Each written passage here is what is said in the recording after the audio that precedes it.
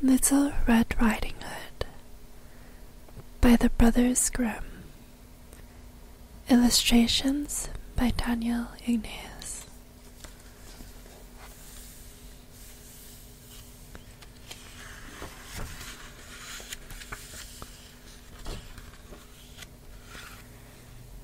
Once upon a time,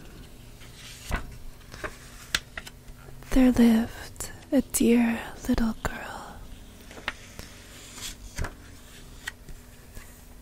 Everyone who met her liked her, but the person who loved her best of all was her grandmother, and she was always giving her gifts.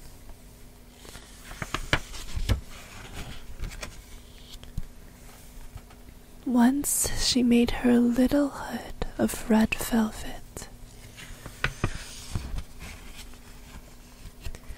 It was so becoming to her that the girl wanted to wear it all the time, and so she came to be called Little Red Riding Hood.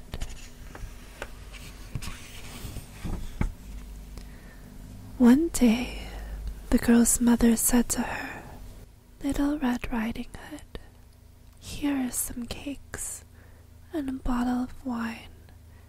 Take them to your grandmother. She's ill and feels weak, and they will make her strong. You'd better start off now before it gets too hot, and when you're out in the woods, look straight ahead like a good little girl, and don't stray from the path.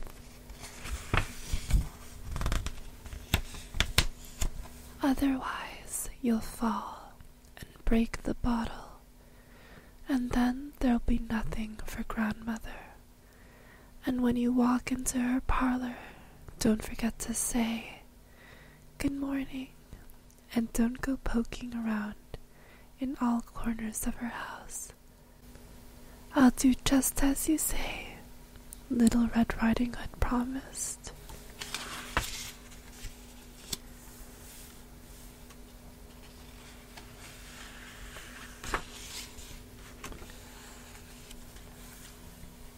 Grandmother lived deep in the woods, about a half-hour's walk from the village.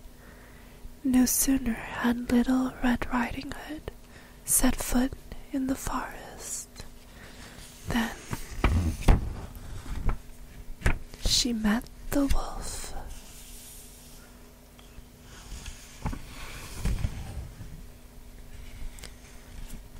Little Red Riding Hood had no idea what a wicked beast he was, so she wasn't in the least bit afraid of him. "Good morning, Little Red Riding Hood," the wolf said. "Good morning to you too, Mr. Wolf," she replied.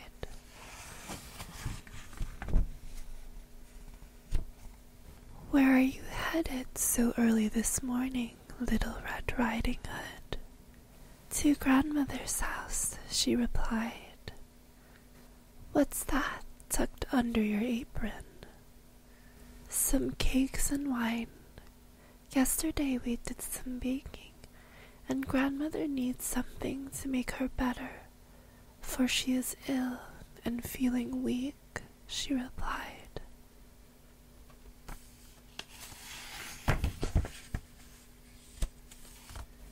"Where is your grandmother's house, Little Red Riding Hood?" "It's a good quarter of an hour's walk into the woods, right under the 3 big oak trees. You must know the place from all the hazel hedges around it," said Little Red Riding Hood.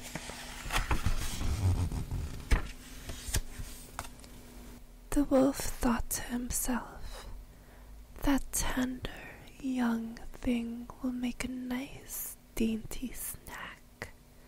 She'll taste even better than the old woman. If you're really crafty, you'll get them both. The wolf walked beside Little Red Riding Hood for a while. Then he said,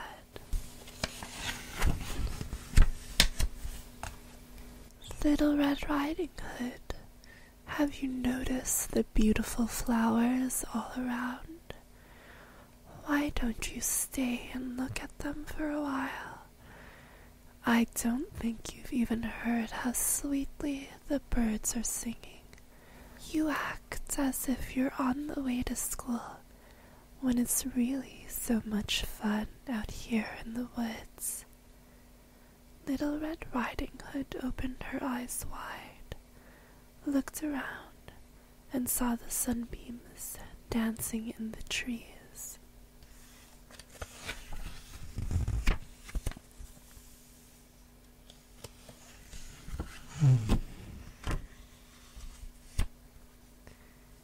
She caught sight of the beautiful flowers all around and thought, if you bring Grandmother a fresh bouquet, she'll be delighted.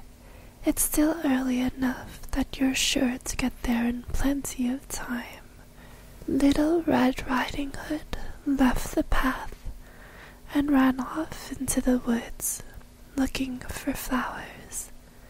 As soon as she picked one, she spotted an even more beautiful one somewhere else and went after it. And so she went even deeper into the woods.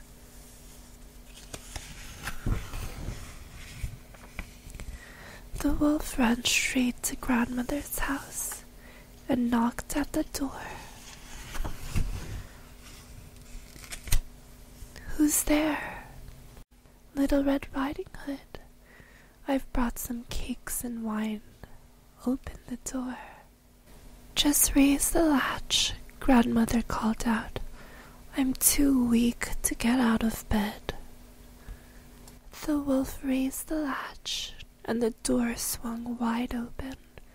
Without saying a word, he went straight to Grandmother's bed and gobbled her right up. Then he put on her clothes and her nightcap, lay down in her bed, and drew the curtains.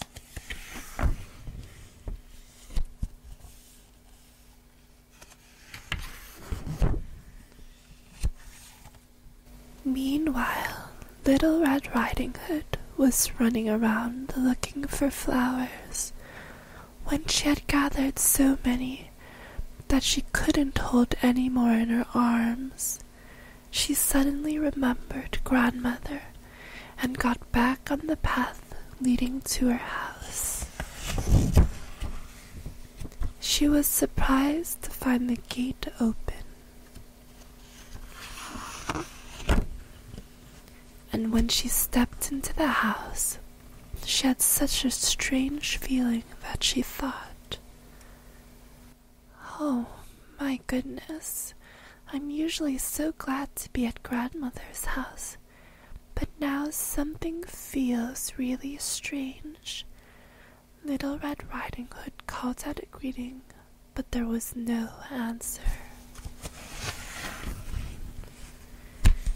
Then she went over to the bed and drew back the curtain. Grandmother was lying there with her nightcap pulled down over her face. She looked very odd.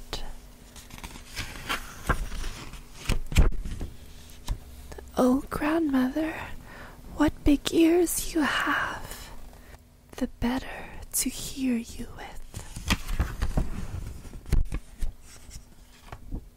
Oh, Grandmother, what big eyes you have! The better to see you with. Oh, Grandmother, what a big scary mouth you have! The better to eat you with. No sooner had the wolf said these words than he leaped out of bed and gobbled up poor Little Red Riding Hood.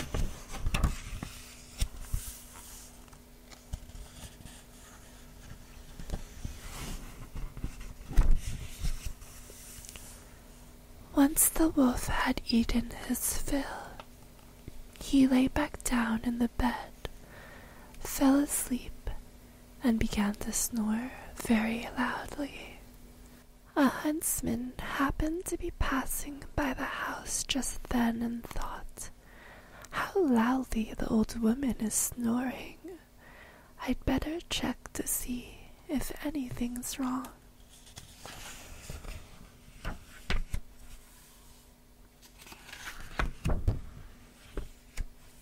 He walked into the house, and when he reached the bed, he realized the wolf was lying in it.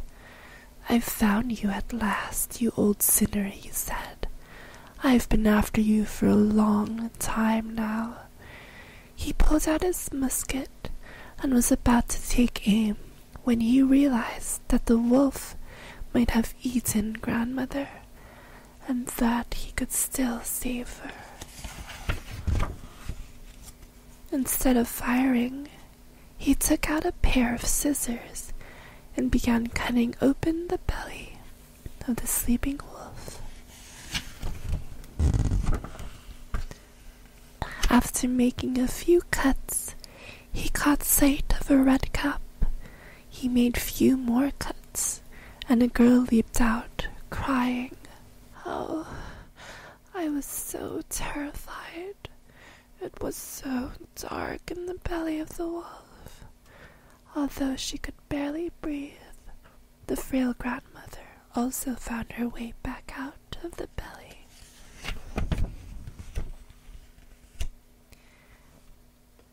Little Red Riding Hood quickly fetched some large stones and filled the wolf's belly with them. When the wolf awoke, he tried to race off, but the stones were so heavy that his legs collapsed and he fell down dead. Little Red Riding Hood, her grandmother, and the huntsman were elated. The huntsman skinned the wolf and took the pelt home with him. Grandmother ate the cakes and drank the wine that Little Red Riding Hood had brought her and recovered her health. Little Red Riding Hood said to herself, "Never again will you stray from the path and go into the woods when your mother has forbidden it." The end.